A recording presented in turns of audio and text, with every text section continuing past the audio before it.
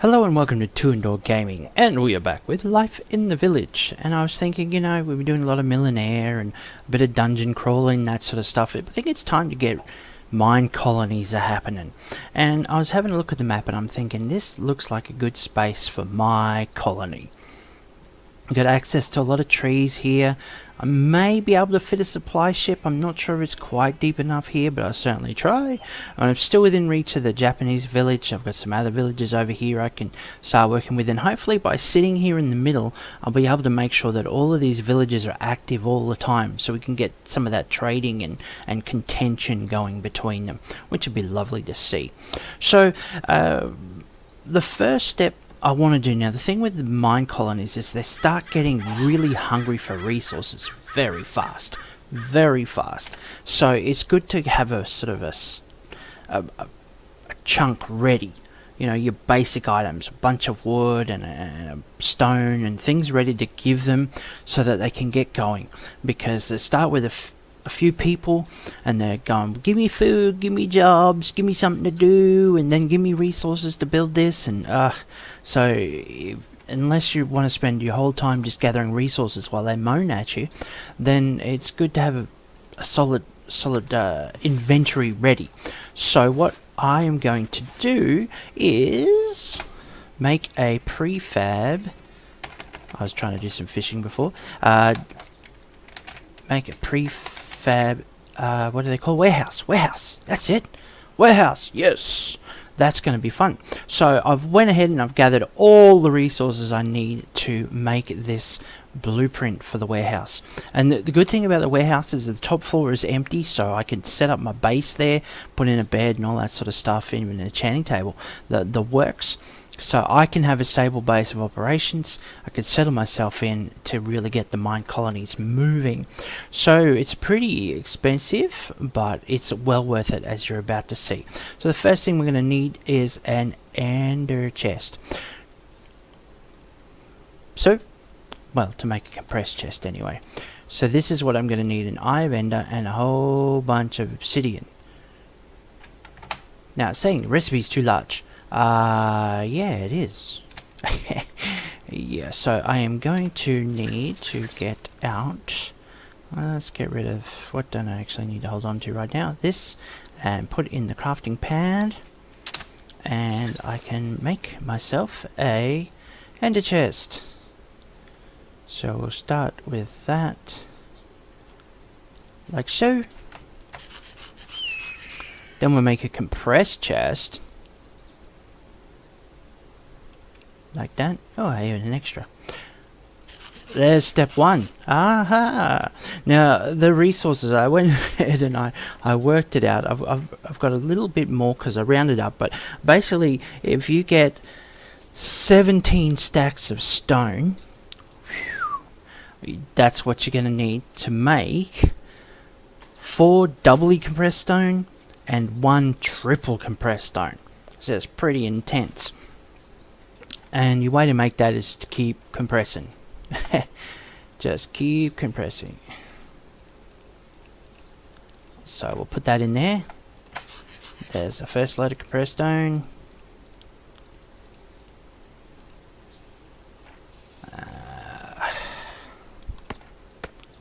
Next. Oh, it's going to get night. I didn't really factor that in to this recording. Oh well, I'll just have to fight off the mobs if they come and hassle me out. What am I doing? Split. This is going to give me more than I need, but hey, I'm sure there'll be other recipes that are required. I might just save those 8. So whew, there's compressed stone, and then we need to make doubly compressed stone, so we compress it again. Makes sense, doesn't it? Logic. Can't beat it. So there's our first of the doubly compressed stone. So for that, I'm going to need, let's see, 13 blocks of doubly compressed stone.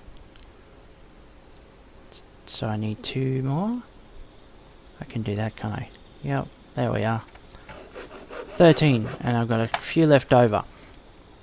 Of those 13, I need to turn one of them into triple compressed stone, like so.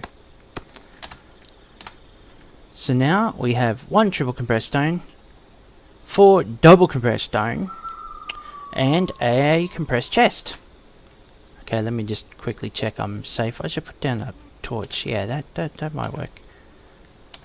A torch or two. Okay, so next we need to make, if we look at the recipe, we need to make these coil of lanterns. Coil of lanterns are made up of string of lanterns, which are made up of paper lanterns, which are made up of sticks, paper, and torch. So basically we're going to need 162 paper lanterns to make all of those things, so we can get 2 of these. So there we go. I got 3 stacks each. Sticks, torches, and paper, which will meet all my needs. So we go like so. 64, 64, 64. We got 64. And again, whoop, I think it's pretty much a shapeless recipe. And again, I'll make extra just because I'm too lazy to be counting out the exact number. Check I'm safe still. Oh, there's some dudes around. Are any going to bother me yet? Not yet. I'm just waiting for the smack in the back when I'm not ready. Okay, so we've got the paper lanterns. Now we need to make those into the string of lanterns.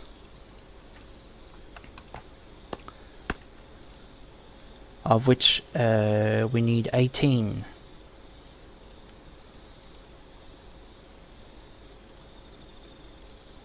So we got 16 already. That'll make 2 more, and I've got leftover paper lanterns. Whew! Now what am I doing? Doing it the hard way. There we go. Ta-da! 2 coil of lanterns. Safety check. Clear. Oh, they're getting close. Ghosties. So now we've got that. We've got everything we need for our warehouse. Nice. So this is going to make it a lot easier to store my stuff. It's 3 level. So when you place it, from memory, it's like the middle level is ground, then there's 1 under and 1 over. So what we can do is we can get a preview, if I get it in the right slot. Preview, so I can get a little feel for how it's going to sit. So there we go, the door's on this level. It's going to build up and it's going to build down. Look, it's already looking impressive, isn't it? And it will take all the stuff away for me, so I don't need to clear it out, which is very handy. I think that's cool. Facing this way, yes, yeah, why not? Works for me. So good. So let's do that again. Glass color: cyan, purple, blue, brown, green, red, black, white, orange, magenta, light blue. I don't know. I won't go with default. I'll go with light blue. Yeah, cool. And build. Bow. And we have ourselves a totally locked warehouse. That's the one thing they've forgotten on this prefab is a door button. But hey, can't be perfect. Fortunately, I've got some leftover stone. Better make 2 so I can get back out again. So let us preview this wonderful creation. Oh, I hate that the door's shut too fast. Ta-da! I'm talking mega storage. We've got so many chests in here, and we can totally organize things. And you have a choice. You can put signs up here. look, we've got just a stack of crafting tables, forges, all of that's totally taken care of. You've got around the back here. See down here, oh, we've got a nice little pond. I can put some flowers in. And more storage. All around here. Plenty of space. Plenty. All you to need. You'll be working hard to fill it all up. Though mind you, somebody like me can fill it up. And like I said, here's the top floor with beautiful views. And I can totally make this my home base. I can put in here the bed, any furnishings I want, forge setup, no, not forge, I mean anvil. Yeah, that's it, bangy thing. I'm making a I'm making a gesture with my fists where I'm banging one fist on the other. You totally can't see it. Anyway, yeah, the bangy thing called an anvil. Like I said, I can set up a corner with the enchanting table that I picked up from the little magician's tower. Not the little one, the big one. And have at it. And then from here, now I can start my colony in this. Gosh, I always do that. I might put sensors on the insides, book pads. It might be easier. If I set up my base here, it's quite a large setup. It's like 8 chunks by 8. I think it's like 8 chunk radius. So if those are chunks, I assume they are. And it's sort of like here, you know, depending on where I put the town hall in the middle, it's going to be quite a size area. And the great thing about that is it has explosion protection, so that I don't have to worry about once I put something down that some creep is going to explode and wreck it for me. So that's good. I'm going to have this birch forest in the zone, so I can set up my lumberjack and he can go crazy, or her. I can give a female a job. It's all good. We've got a possible mining area over here. Oh! I wasn't paying attention, was I? I should have been showing you that from inside the house. This, by the way, is totally not protected at the moment. Because, yeah, I haven't put down my city hall. And I want to gather some resources first. Let's try that again. Yeah. Day, please. So, yeah, I've got this area for mining over here. I might want to safety cover up the lava or whatever. I'm still close to here. Got the colonies around the edges there. Base of operations, it's all going to be sweet. We'll see if we can squeeze a supply ship in here. Either way, we could certainly do a supply caravan to start off the mine colony. So, thanks for watching. Yeah, this warehouse is pretty sweet, isn't it? I love all the glowstone. I got all of this, and all I needed was an ender chest, a whole mega stack of stone. Yeah, I'll run through those elements for you. If you want to, if you're going to have to collect 162 paper, 162 sticks, 162 torches. Basically 3 stacks of each will cover you. 1053 stone, not cobblestone. I have a very handy stone pickaxe that has smelting, so I could just mine and it was automatically stone. If you can get one of those, definitely. That's roughly 17 stone stacks.